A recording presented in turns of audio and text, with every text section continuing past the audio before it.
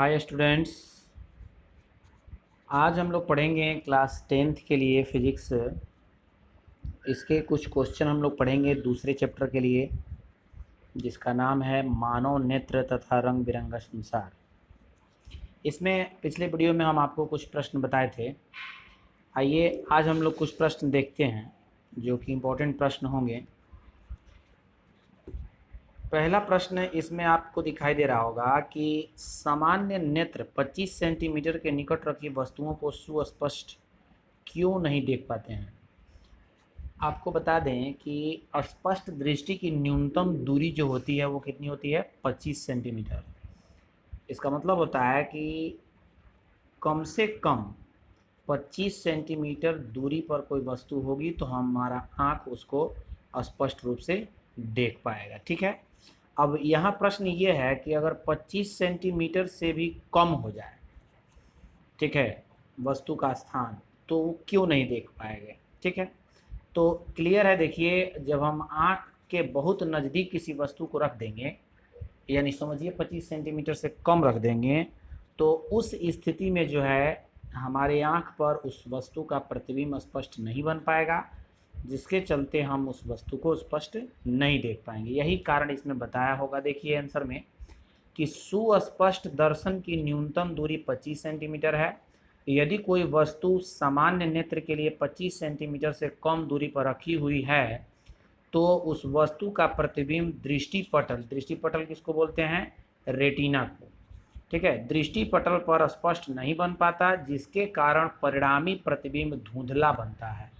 जब धुंधला बनेगा तो हम उसको स्पष्ट रूप से नहीं देख पाएंगे, हमारा आँख नहीं देख पाएगा। ठीक है, यही कारण है कि 25 सेंटीमीटर से कम दूरी पर रखा हम जो है वस्तु को नहीं देख पाएंगे। अगला प्रश्न इसका दिया गया है, आप देखेंगे कि जब हम नेत्र से किसी वस्तु की दूरी को बढ़ा देते हैं तो नेत्र में प्रतिबिंब दूरी का क्या होता है। यानी वस्तु एक जगह स्थिर है, वहाँ से हम थोड़ा और उसको दूर हटा दिए तो नेत्र पर जो है उसकी प्रतिबिंब दूरी का क्या प्रभाव पड़ेगा और वो क्या होता है। तो आंसर देखिए इसका, प्रतिबिंब दूरी समान रहती है, क्योंकि वस्तु की दूरी अधिक होने पर अभिनेत्र लेंस की फोकस दूरी सिलियरी मांसपेशियों द्वारा इस प्रकार समायोजित कर दी जाती है ताकि प्रतिबिंब दृष्टिपटल पर ही बने। ठीक है, तो इसमें देखिए क्या कर रहा है कि हमारे रेटिना पर जो प्रतिबिंब बनता है तो वो तो आप वस्तु 25 सेंटीमीटर पर रखिए या अधिक पर रखिए, प्रतिबिंब तो हमेशा रेटिना पर ही बनेगा। तो प्रतिबिंब दूरी का कोई खास प्रभाव नहीं पड़ता है, रेटिना पर ही प्रतिबिंब बनता है, हम उसको आसानी से देख लेते हैं। क्लियर है। एक प्रश्न इम्पोर्टेंट हम लोग देखते हैं कि देखिएगा कि तारे क्यों टिमटिमाते हैं। प्रश्न जनरली पूछा भी जाता है, लोग भी पूछ लेते हैं, तारे क्यों टिमटिमाते हैं। तो देखिए, वायुमंडलीय अपवर्तन इसका मुख्य कारण आप याद रखिए, वायुमंडलीय अपवर्तन के कारण ही तारे टिमटिमाते हैं। हकीकत में तारों के पास ऐसा कुछ नहीं है जिसके वजह से वो अपने लाइट को कम या ज़्यादा कर रहे हैं, ऐसा कुछ नहीं है। ठीक है, तो आइए देखते हैं। वायुमंडलीय अपवर्तन के कारण तारे टिमटिमाते हुए प्रतीत होते हैं। वायुमंडल का अपवर्तनांक लगातार बदलता रहता है। वायुमंडल जो हमारा है इसके अंदर जो है अपवर्तनांक हमेशा चेंज होता है, जिसके चलते हमको ऐसा प्रतीत होता है, जिससे तारे का प्रकाश पृथ्वी पर पहुंचने तक अपवर्तित होता रहता है, जिससे आँखों में प्रवेश करने वाले तारों के प्रकाश की मात्रा झिलमिलाती रहती है, जिसके कारण कोई तारा कभी चमकीला दिखाई देता है तो कभी धुंधला दिखाई देता है। ठीक है, तारों के पास जो प्रकाश है वो कम ज़्यादा नहीं करते हैं, वो भेजते एक समान है, लेकिन वायुमंडलीय अपवर्तन के कारण जो है कभी प्रकाश हमको स्पष्ट आता दिखाई देता है, कभी कम दिखाई देता है। तो इस स्थिति में वो अनबैलेंस हो जाता है, जिसके चलते समझ लीजिए कि वो हमको टिमटिमाते हुए नजर आते हैं। इंपॉर्टेंट प्रश्न है ये वाला। ठीक है, तारे क्यों टिमटिमाते हैं, नोट कर लीजिएगा। नेक्स्ट प्रश्न आपको दिखाई दे रहा होगा कि व्याख्या कीजिए कि ग्रह क्यों नहीं टिमटिमाते हैं। देखिए, तारे टिमटिमाते हैं लेकिन ग्रह नहीं टिमटिमाते हैं। तो देखिए, ग्रहों के पास जो है अपना प्रकाश नहीं होता है, ठीक है, जिसके चलते वो नहीं टिमटिमाते। आइए देख लेते हैं आंसर। ग्रह तारों की अपेक्षा पृथ्वी के निकट है, और ये प्रकाश के विस्तृत स्रोत की भांति माने जाते हैं।